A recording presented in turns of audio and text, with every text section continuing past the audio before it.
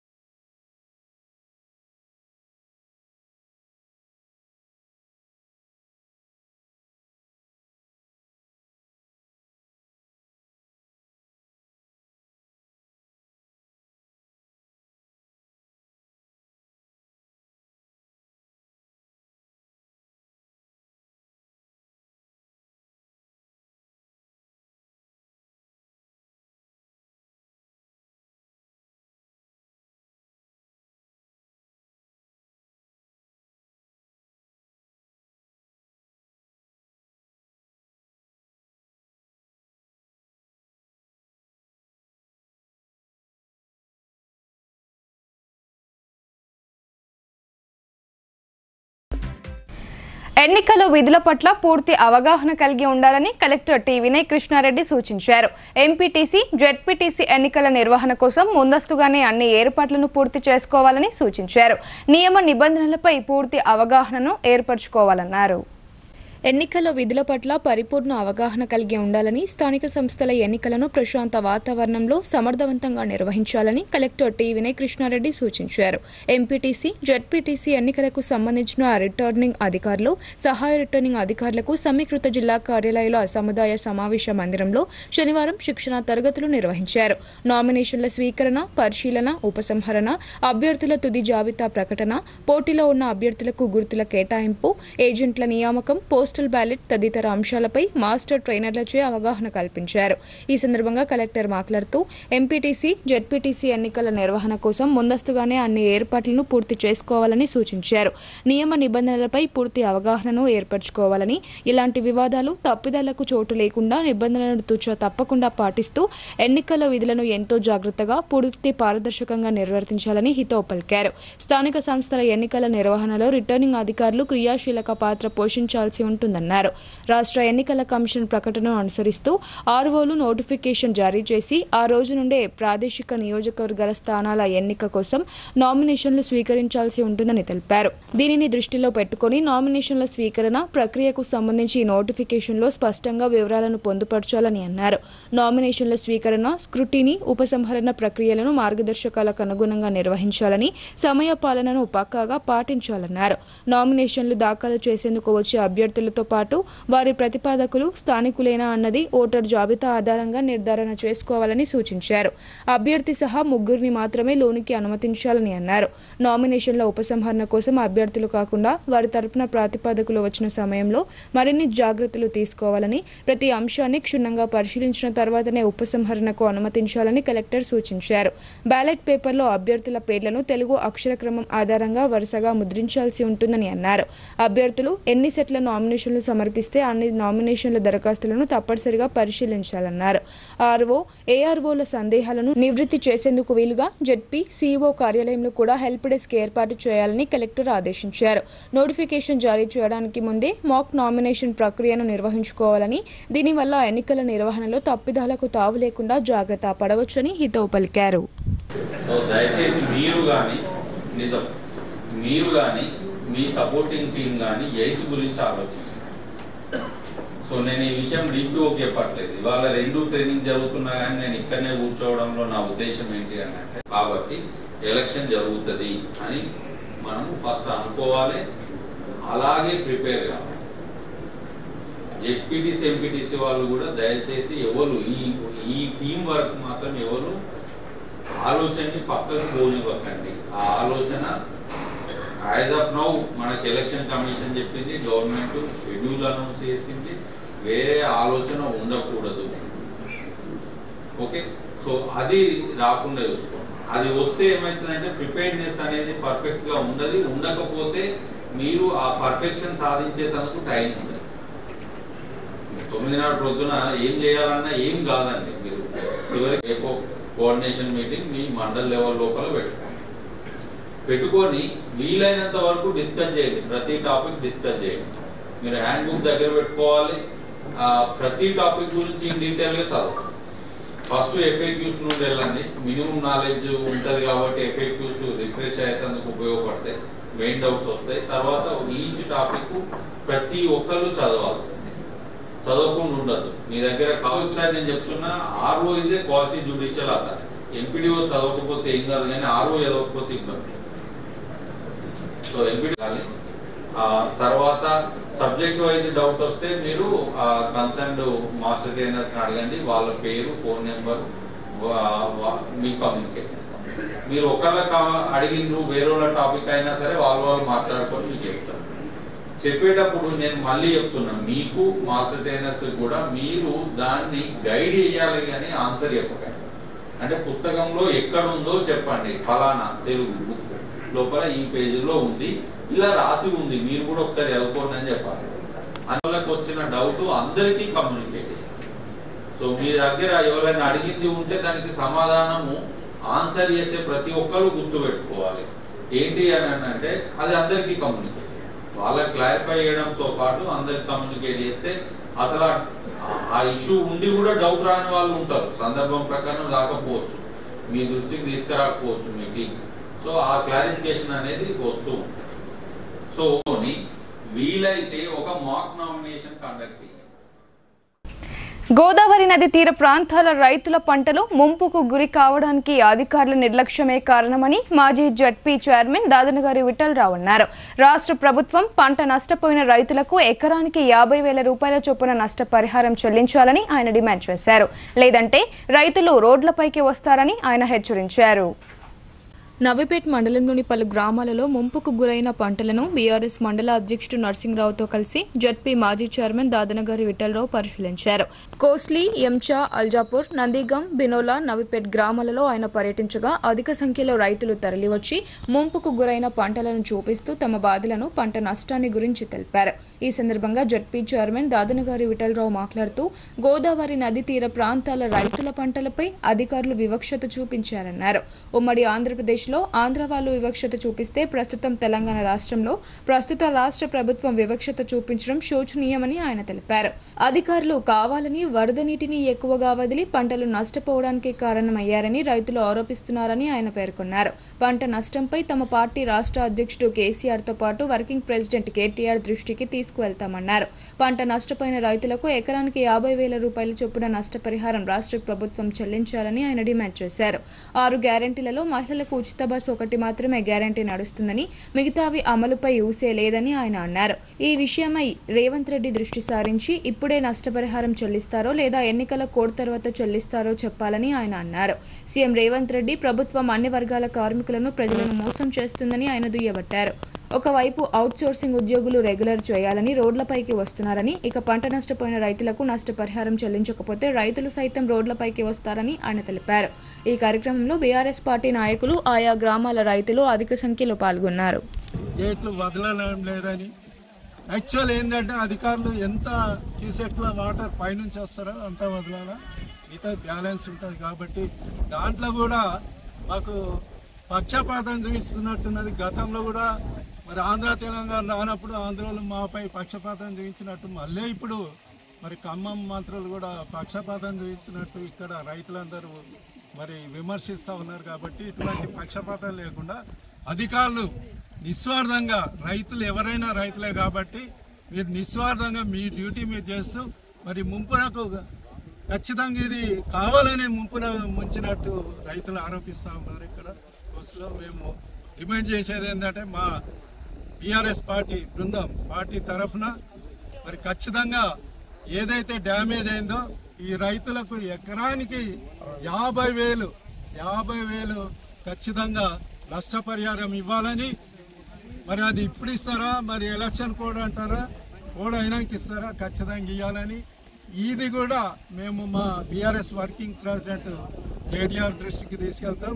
BRS party రాష్ట్ర అధ్యక్షుడు కేసీఆర్ దృష్టికి కూడా తీసుకెళ్తాం. ఖచ్చితంగా భవిష్యత్తులో అసెంబ్లీలో కూడా మా వాళ్ళు కేటీఆర్ కానీ వీళ్ళు పోట్లాడి ఖచ్చితంగా రైతులకు న్యాయం చేయాలని ప్రభుత్వాన్ని డిమాండ్ చేస్తూ మరి 6 గ్యారంటీలు అన్నారు, అది అన్నారు. ఏ గ్యారంటీ ఒకటి లేదు. ఒకటి మహిళలే ఉచిత బస్సు పెట్టారు, ఆటోలోనే ఎండగొట్టారు. కాబట్టి ఏ వర్గానికి ఈ ప్రభుత్వం న్యాయం చేస్తలేదు. అన్ని వర్గాలు, రైతులు కానీ, యువత కానీ, విద్యార్థులు కానీ, మహిళలు కానీ, ప్రతి ఒక్క వర్గానికి మరి మోసం చేస్తూ ఉన్నారు. అందరు రోడ్ ఎక్కిర్రు. రేపు కూడా దినసరి కార్మికులు అవుట్సోర్సింగ్ వాళ్ళు కూడా రోడ్ ఎక్కుతా ఉన్నారు. వాళ్లకు పనికి తగ్గ వేతనం ఇస్తా ఉన్నారు, అది కూడా లేదు. కాబట్టి ప్రతి ఒక్కరు రోడ్ ఎక్కుతా ఉన్నారు. ఈరోజు రైతులు కూడా రోడ్ ఎక్కే పరిస్థితి వచ్చింది. కాబట్టి రైతులు రోడ్ ఎక్కినాక ఈ గవర్నమెంట్ ఉంటుందనే నమ్మకం కూడా లేదు. కాబట్టి ఖచ్చితంగా మేము ఈ ప్రభుత్వాన్ని, ముఖ్యమంత్రి రేవంత్ రెడ్డిని డిమాండ్ చేసేది ఏంటంటే నష్టపోయిన రైతులకు ఎకరానికి 50,000 నష్టపరిహారం ఖచ్చితంగా ఇవ్వాలని మేము ఈ కోసిలి రైతుల తరఫున కోసిల్ నుంచి నిజామాబాద్ జిల్లాలో మొట్టమొదటిసారిగా జిల్లా పరిషత్పై కాషాయ జెండా ఎగురవేయబోతున్నామని బీజేపీ జిల్లా అధ్యక్షుడు దినేష్ కులచారి ధీమా వ్యక్తం చేశారు. విజయానికి కృషి చేయాల్సిన విధానాలపై ఆయన కార్యకర్తలకు దిశానిర్దేశం చేశారు. నగరంలోని జిల్లా బీజేపీ పార్టీ కార్యాలయంలో రూరల్ మండల కార్యకర్తల సమావేశం నిర్వహించారు. ఈ సమావేశానికి జిల్లా అధ్యక్షులు దినేష్ పటేల్ కులచారి ముఖ్య అతిథిగా హాజరై స్థానిక సంస్థల ఎన్నికల గురించి కార్యకర్తలకు దిశానిర్దేశం చేశారు. ఈ సందర్భంగా దినేష్ మాట్లాడుతూ నిజామాబాద్ జిల్లాలో మొట్టమొదటిసారిగా జిల్లా పరిషత్పై కాషాయ జెండా ఎగురవేయబోతున్నామని అన్నారు. ఈ లక్ష్యాన్ని చేరుకోవడానికి ప్రతి ఒక్క కార్యకర్త పట్టుదలతో పనిచేయాలన్నారు. రాబోయే స్థానిక సంస్థల ఎన్నికల్లో అనుసరించాల్సిన వ్యూహాలు, విజయానికి కృషి చేయాల్సిన విధానాలపై ఆయన కార్యకర్తలకు మార్గనిర్దేశం చేశారు. వార్డుల్లో, గ్రామంలో, మండలంలో బీజేపీ పార్టీ అభ్యర్థి గెలిస్తేనే మన పార్టీ మరింత బలోపేతం అవుతుందని ఆయన తెలిపారు. ఎంపీటీసీ, జెడ్పీటీసీ సర్పంచ్లుగా పార్టీ అభ్యర్థులను గెలిపించాలని ఆయన ప్రజలను కోరారు. రాష్ట్రంలో కాంగ్రెస్ ప్రభుత్వం అధికారంలోకి వచ్చి 2 సంవత్సరాలు పూర్తవుతున్నా ఇప్పటికీ స్థానిక సంస్థల ఎన్నికలు నిర్వహించలేదని ఆయన తెలిపారు. ఎన్నికల సమయంలో ప్రజలకు ఇచ్చిన 6 గ్యారెంటీలను కాంగ్రెస్ ప్రభుత్వం అమలు చేయలేదని, కేవలం మోసపూరిత హామీలతో అధికారంలోకి వచ్చిందని ఆయన ఆరోపించారు. కాంగ్రెస్ వైఖరి పట్ల ప్రజలు, మహిళలు, రైతులు తీవ్ర నిరాశతో ఉన్నారని, ఈ స్థానిక సంస్థల ఎన్నికల్లో కాంగ్రెస్ పార్టీని ఓడించడానికి వారంతా సిద్ధంగా ఉన్నారన్నారు. దేశాన్ని అభివృద్ధి పథంలో ముందుకు తీసుకువెళ్తున్న ప్రధానమంత్రి నరేంద్ర మోడీకి తాము మద్దతుగా ఉండాలనే విశ్వాసంతో ప్రజలందరూ ఉన్నారని, అందుకే భారతీయ జనతా పార్టీ అభ్యర్థులను సర్పంచ్, ఎంపీటీసీ, జెడ్పీటీసీగా గెలిపించాలని కోరుకుంటున్నారని ఆయన పేర్కొన్నారు. ఈ కార్యక్రమంలో పద్మారెడ్డి, జగన్ రెడ్డి, చింత శ్రీనివాస్ రెడ్డి తదితరులు పాల్గొన్నారు. శనివారం ద్వాదశి శుక్లపక్షం కావడంతో లింబాద్రిగుట్ట లక్ష్మీ నరసింహస్వామి పుణ్యక్షేత్రం భక్తులతో కిటకిటలాడింది. శ్రీ లక్ష్మీ నరసింహస్వామి వారిని దర్శించుకున్న భక్తులు విశేష పూజలు చేసి మొక్కులు చెల్లించుకున్నారు. భీమ్గల్ లింబాద్రిగుట్ట శ్రీ లక్ష్మీనరసింహస్వామివారి ఆలయ క్షేత్రం భక్తుల కొంగు బంగారంగా బాసిల్లుతుంది. ఈ పుణ్యక్షేత్రం భక్తుల రద్దీతో దర్శనమిచ్చింది. గోవింద నామస్మరణలతో లింబాద్రిగుట్ట ప్రాంతమంతా మారుమ్రోగింది. కొద్దిమంది భక్తులు కాలినడకన వచ్చి స్వామివారిని దర్శనం చేసుకుని మొక్కులు చెల్లించుకున్నారు. అనంతరం ఆలయ కమిటీ ఏర్పాటు చేసిన అన్నప్రసాదాన్ని భక్తులు స్వీకరించారు. రూరల్ ఎమ్మెల్యే డాక్టర్ భూపతి రెడ్డిని బాల్కొండ ఎమ్మెల్యే వేముల ప్రశాంత్ రెడ్డి, మాజీ ఎమ్మెల్యే బాజిరెడ్డి గోవర్ధన్, జాతీయ పసుపు బోర్డు చైర్మన్ పల్లె గంగారెడ్డిలు పరామర్శించారు. రూరల్ ఎమ్మెల్యే భూపతి రెడ్డి తల్లి లక్ష్మీ నరసమ్మ చిత్రపటానికి పూలమాలలు వేసి ఘనంగా నివాళులర్పించారు. నిజామాబాద్ రూరల్ ఎమ్మెల్యే భూపతి రెడ్డిని మాజీ మంత్రి బాల్కొండ ఎమ్మెల్యే వేముల ప్రశాంత్ రెడ్డి, మాజీ ఎమ్మెల్యే బాజిరెడ్డి గోవర్ధన్, జాతీయ పసుపు బోర్డు చైర్మన్ పల్లె గంగారెడ్డి, మాజీ ఎమ్మెల్సీ విజీ గౌడ్తో పాటు పలువురు నాయకులు శనివారం పరామర్శించారు. సోమవారం rural MLA doctor Bhupathi Reddy తల్లి లక్ష్మీ నరసమ్మ మృతి చెందిన విషయం తెలిసిందే. అయితే వరుసగా పండుగలు రావడంతో శనివారం రోజు పరామర్శించే వారితో రూరల్ ఎమ్మెల్యే క్యాంప్ కార్యాలయం కిటకిటలాడింది. ఈ క్రమంలో బాల్కొండ ఎమ్మెల్యే ప్రశాంత్ రెడ్డి, మాజీ ఎమ్మెల్యే బాజిరెడ్డి గోవర్ధన్, జాతీయ పసుపు బోర్డు చైర్మన్ పల్లె గంగారెడ్డి, మాజీ ఎమ్మెల్సీ విజీ గౌడ్తో పాటు వివిధ గ్రామాలకు చెందిన ఆయా పార్టీల నేతలు సైతం శనివారం నగరంలోని బైపాస్ రోడ్లో గల ఎమ్మెల్యే భూపతి రెడ్డి నివాసానికి వెళ్లి పరామర్శించారు. ప్రగాఢ సానుభూతి తెలిపారు. మృతికి గల కారణాలను అడిగి తెలుసుకున్నారు. రేక్లపల్లి లక్ష్మీ నరసమ్మ చిత్రపటానికి పూలమాల వేసి నివాళులర్పించారు. భవన నిర్మాణ రంగంలో ప్రమాదకరంగా పనులు ఉండడంతో జీవితాలకు భద్రత లేక అనేక మంది కార్మికులు ప్రాణాలు కోల్పోతున్నారని తెలంగాణ భవన ఇతర నిర్మాణ కార్మిక సంఘం రాష్ట్ర నాయకులు ఎం మోహన్ అన్నారు.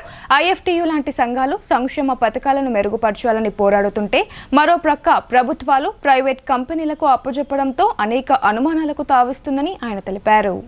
నగరంలోని గాయత్రి నగర్లో తెలంగాణ భవన ఇతర నిర్మాణ కార్మిక సంఘం ఐఎఫ్టియు నగర కమిటీ ఆధ్వర్యంలో ధర్నా కరపత్రాలను ఆవిష్కరించారు.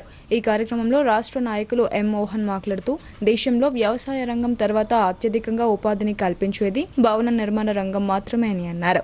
ఉపాధిని కల్పించే దానిలో ఇది 2వ స్థానాన్ని కలిగి ఉందని, ఈ 2 దశాబ్దాల కాలంలో అభివృద్ధి దశలో ఈ రంగం దూసుకెళ్తుందని ఆయన తెలిపారు. నిర్మాణ రంగంలో ప్రమాదకరంగా పనులు ఉండడంతో జీవితాలకు భద్రత లేకపోవడంతో అనేక మంది కార్మికులు ప్రాణాలు కోల్పోతున్నారని ఆయన ఆవేదన వ్యక్తం చేశారు. దీనితో వారి కుటుంబాలు దీన స్థితిలోకి నెట్టివేయబడుతున్నాయని ఆయన తెలిపారు. కొన్ని ప్రదేశాల్లో అడ్డాల వద్ద తాత్కాలిక పర్మనెంట్ షెల్టర్స్ నివాసానికి విశ్రాంతికి ఏర్పాటు చేయాలన్నారు. మంచినీరు, స్నానాల గదులు, టాయిలెట్స్, విద్యుత్ సౌకర్యం, ప్రాథమిక చికిత్స సదుపాయాలు లేవని ఆయన అన్నారు. భవన నిర్మాణ కార్మిక సంఘం బోర్డులో 11 రకాల సంక్షేమ పథకాలను అమలు చేస్తున్నారన్నారు. అందులో ప్రమాద సహజ మరణాలు, పాక్షిక శాశ్వత అంగవైకల్యంలోనూ ఈ కార్మిక వర్గానికి అందజేయలేమని ప్రభుత్వం చేతులెత్తేసి తన బాధ్యత నుండి వైదొలిగి ప్రైవేట్ ఇన్సూరెన్స్ కంపెనీలకు కట్టిబెట్టిందని ఆయన ఆగ్రహం వ్యక్తం చేశారు. సాధారణ మరణానికి 1,30,000 నుండి 2 లక్షల వరకు, ప్రమాద మరణానికి 6,30,000 నుండి 10 లక్షల వరకు పెంచుతూ నిర్ణయం తీసుకోవాలని ఆయన డిమాండ్ చేశారు. ఐఎఫ్టియు లాంటి సంఘాలు సంక్షేమ పథకాలను మెరుగుపరచాలని పోరాడుతుంటే మరొక ప్రక్క ప్రభుత్వాలు ప్రైవేట్ కంపెనీలకు అప్పజెప్పడంతో అనేక అనుమానాలకు తావిస్తుందని అన్నారు. ఈ నెల 7వ తేదీ నుండి 10వ తేదీ వరకు కలెక్టర్ ఆఫీస్ ఎదుట ధర్నాలను విజయవంతం చేయాలని కార్మికులకు ఆయన పిలుపునిచ్చారు. తెలంగాణ ప్రగతిశీల భవన మరియు ఇతర నిర్మాణ రంగంలో పనిచేస్తున్నటువంటి కార్మికులకు రాష్ట్ర కమిటీల పిలుపులో భాగంగా ఈ నెల 7వ తారీఖున కలెక్టర్ ఆఫీస్ ముందు ధర్నా నిర్వహించడం జరిగింది. దాంట్లో మన భవన మరియు ఇతర నిర్మాణ రంగంలో పనిచేస్తున్న కార్మికులు పెద్ద ఎత్తున పాల్గొనాలని చెప్పేసి ఈరోజు కరపత్రం ఆవిష్కరణ చేయడం జరుగుతుంది. ఎందుకంటే ఈరోజు భవన నిర్మాణ రంగంలో పనిచేస్తున్నటువంటి కార్మికులు ఏదైతే మన లేబర్ కార్డు పొంది ఉన్నారో వాళ్లకు ఉన్నటువంటి బెనిఫిట్స్ను ఈరోజు కార్మికులకు అందకుండా ప్రైవేట్ ఇన్సూరెన్స్ కంపెనీలకు ఇవ్వాలని చెప్పేసి రాష్ట్ర ప్రభుత్వం ఈరోజు కొత్త విధానాన్ని తీసుకొస్తుంది. కాబట్టి దానికోసమే ఈ నెల 7వ తారీఖున జరిగే ధర్నాలో మనమంతా భవన నిర్మాణ కార్మికులంతా అందులో పాల్గొని పెద్ద ఎత్తున, అదేవిధంగా మళ్ళీ అక్టోబర్ 15వ తారీఖున హైదరాబాద్ లేబర్ కమిషన్ ఆఫీస్ ముందు కూడా ధర్నా నిర్వహించడం జరుగుతుంది. అందులో కూడా మన భవన నిర్మాణ కార్మికులు మనకు రావాల్సినటువంటి బెనిఫిట్స్ ఏవైతే ఉన్నాయో అవన్నీ కాపాడుకోవడం కోసం ప్రైవేట్ ఇన్సూరెన్స్ కంపెనీలకు అప్పచెప్పకుండా అవన్నీ మనం కాపాడుకునేందుకే ఈ మన కరపత్రం ఆవిష్కరణ చేయడం జరుగుతుంది. కాబట్టి దీన్ని మన భవన మరియు ఇతర నిర్మాణ రంగంలో పనిచేస్తున్నటువంటి కార్మికులంతా పెద్ద ఎత్తున పాల్గొని దీన్ని విజయవంతం చేయాలని చెప్పేసి ఈ సందర్భంగా కోరుతా ఉన్నాం. బులెటిన్లో ఇప్పుడు షార్ట్ బ్రేక్ తీసుకుందాం. స్టేట్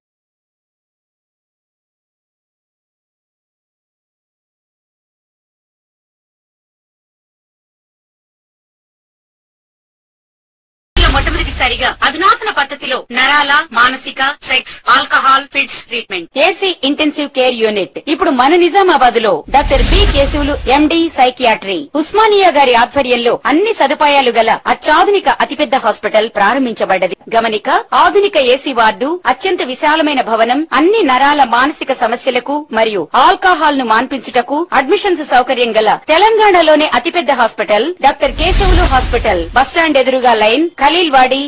తక్కువ ఖర్చుతో హైదరాబాద్ స్థాయి అత్యాధునిక వైద్య సదుపాయం కావాలనుకుంటున్నారా? అయితే సంప్రదించండి బండారి గ్రూప్, విజయలక్ష్మి హాస్పిటల్, ఖలీల్వాడి, నిజామాబాద్. గర్భం దాల్చకపోవడం, గర్భం నిలవకపోవడం, గర్భాశయం ద్వారం మూసుకుపోవడం, గర్భాశయం నందు గోడలు, అండాశయంలో నీటి బుడగలు మొదలగు వ్యాధులకు డాక్టర్ బండారి సుజాత ఎండి డీజీఓ గారు లాప్రోస్కోపీ ద్వారా ప్రత్యేక చికిత్స చేయబడును. గర్భిణీ స్త్రీలలో ఫిట్స్, అధిక రక్తపోటు, ఆస్తమా, మధుమేహం, ఉమ్మనీరు తక్కువ, ట్యూబ్లో ప్రెగ్నెన్సీ వంటి అధిక ప్రమాదకరమైన కేసులకు చికిత్స చేయబడును.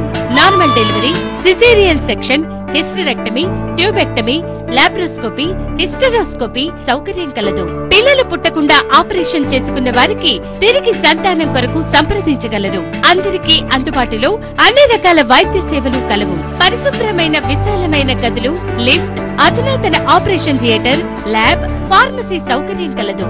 ప్రతి శుక్రవారం ఉచితంగా చూడబడును. రాష్ట్ర ప్రభుత్వ ఉద్యోగులకు రీయింబర్స్మెంట్ సౌకర్యం కలదు.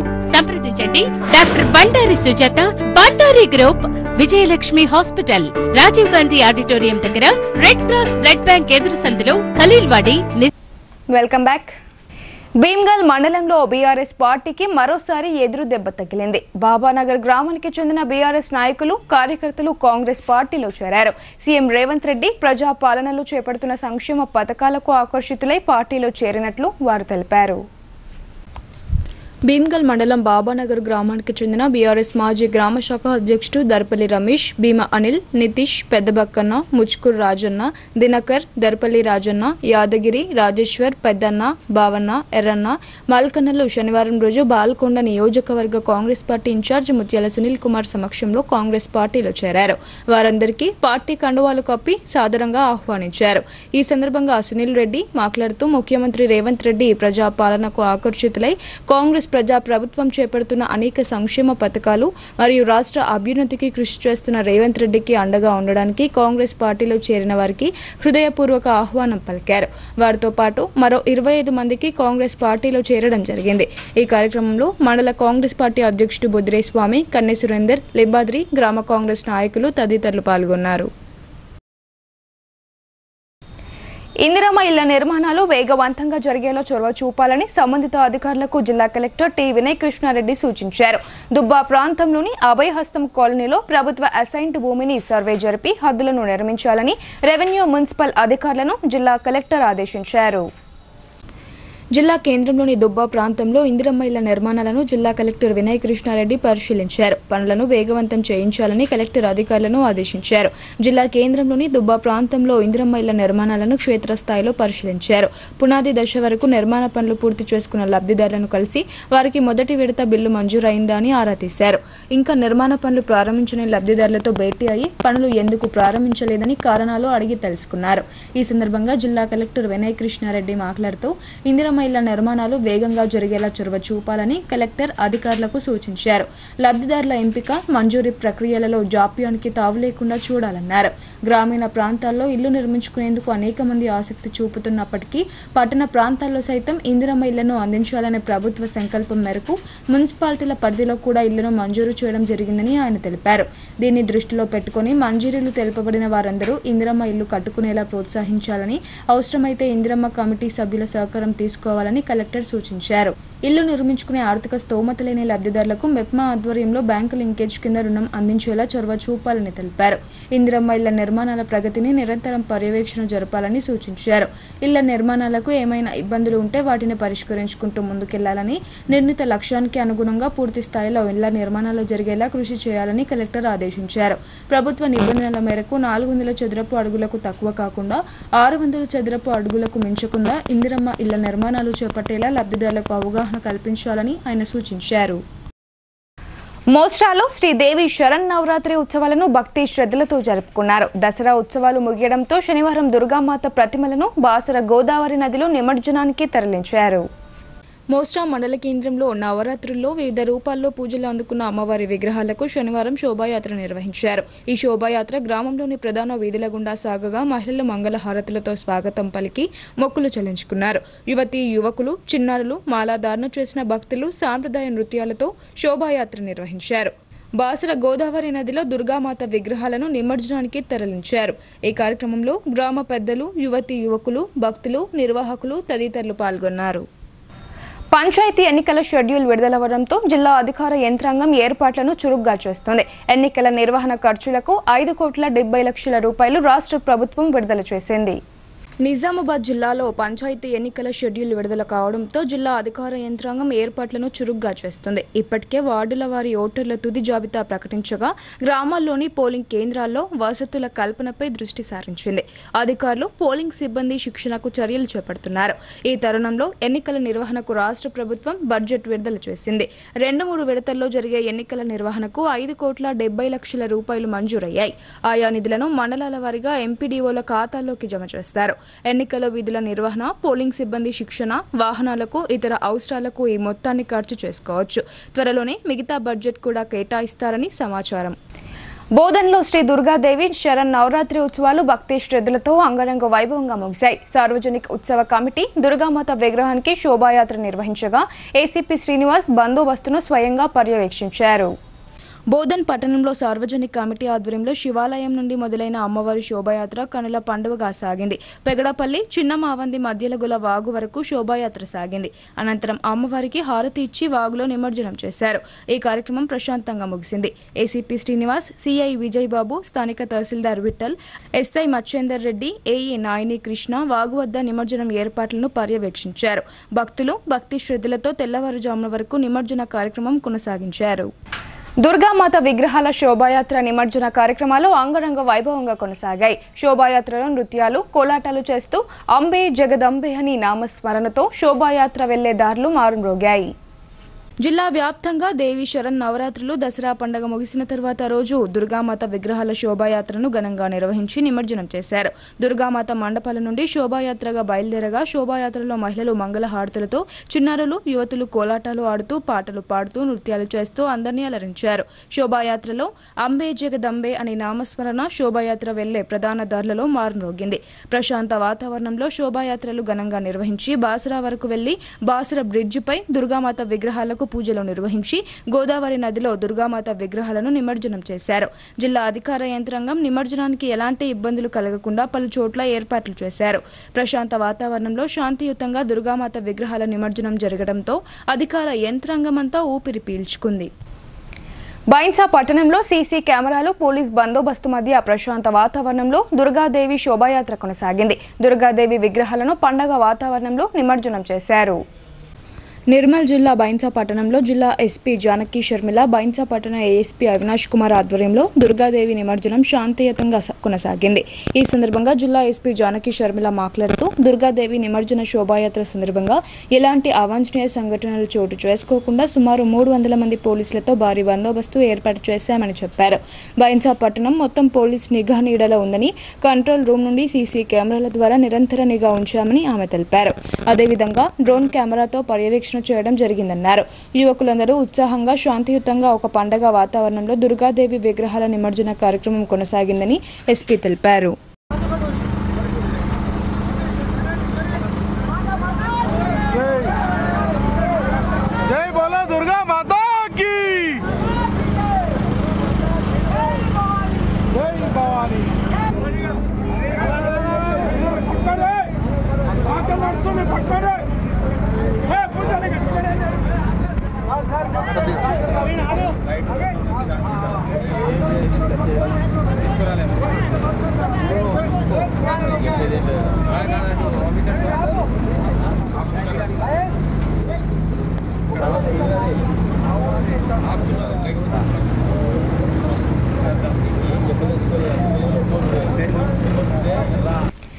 నవిపేట్ కేంద్రంలో జై భవానీ దేవి శరన్నవరాత్రి ఉత్సవ సమితి ఆధ్వర్యంలో అమ్మవారి నిమజ్జనం ఘనంగా నిర్వహించారు. శోభాయాత్రలో పూణే డోల్ కళాకారులచే నిర్వహించిన ప్రదర్శనలు హైలైట్ గా నిలిచాయి. నవిపేట్ కేంద్రంలోని జై భవానీ దేవి శరన్నవరాత్రి ఉత్సవ సమితి ఆధ్వర్యంలో అమ్మవారి నిమజ్జనం ఘనంగా నిర్వహించారు. శోభాయాత్రలో పూణే డోల్ కళాకారులచే కార్యక్రమం నిర్వహించారు. సుమారు 50 మంది డోల్ కళాకారులు బాజాలు బజాయించారు. వీరు చేసిన ప్రదర్శనలు గ్రామ ప్రజలను ఆకట్టుకున్నాయి. ప్రతి సంవత్సరం లాగానే ఈ సంవత్సరం కూడా పూణే నుండి డోల్ కళాకారులను రప్పించడం జరిగిందని కమిటీ సభ్యులు తెలిపారు. ఆ కళాకారులను కమిటీ ఆధ్వర్యంలో ఘనంగా సన్మానించారు. ఈ శోభాయాత్ర కార్యక్రమంలో భక్తులు అధిక సంఖ్యలో పాల్గొన్నారు.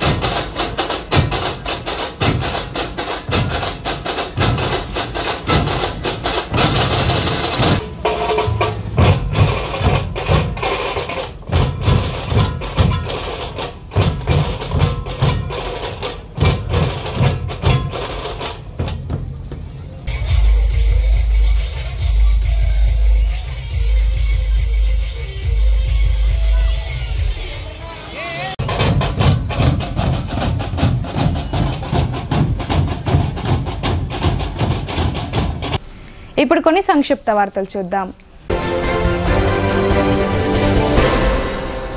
Nizamabad rural MLA doctor Bhupath రెడ్డిని భారతీయ ఛానల్ ఎండీ గాదె కృష్ణ పరామర్శించారు. మొన్న సోమవారం రోజు rural MLA doctor Bhupath Reddy మాతృమూర్తి శ్రీమతి లక్ష్మీ నరసింహ మృతి చెందిన విషయం తెలిసిందే. దీంతో శనివారం రోజు నగర శివార్లోని బైపాస్ రోడ్లో గల rural MLA doctor Bhupath Reddy ఇంటికి వెళ్లిన గాదె కృష్ణ మొదట శ్రీమతి లక్ష్మీ నరసింహ చిత్రపటానికి పూలమాలలు వేసి నివాళులు అర్పించారు. అనంతరం ఎమ్మెల్యేతో మాట్లాడుతూ తన ప్రగాఢ సంతాపాన్ని వ్యక్తం చేశారు. ఆయనతో పాటు Bharatiya channel news bureau chief AS Sambaiah తదితరులున్నారు. Nizamabad rural MLA doctor Rekulapalli Bhupath రెడ్డిని ఆయన క్యాంప్ కార్యాలయంలో కాంగ్రెస్ పార్టీ నాయకులు పరామర్శించారు. ఈ సందర్భంగా జిల్లా గ్రంథాలయ చైర్మన్ అంతిరెడ్డి రాజారెడ్డి, మాజీ జెడ్పీటీసీ పుప్పాల శోభ, బ్రహ్మకుమారి సుజాత సిస్టర్, పలు పీఏసీఎస్ చైర్మన్లు, ఏఎంసీ డైరెక్టర్లు, రూరల్ నియోజకవర్గంలోని అన్ని మండలాల కాంగ్రెస్ అధ్యక్షులు, గ్రామశాఖ అధ్యక్షులు, పెద్ద ఎత్తున కాంగ్రెస్ కార్యకర్తలు హాజరయ్యారు.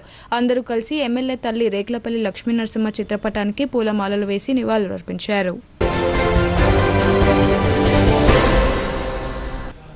వార్తలు ముగించే ముందు హెడ్లైన్స్ మరోసారి.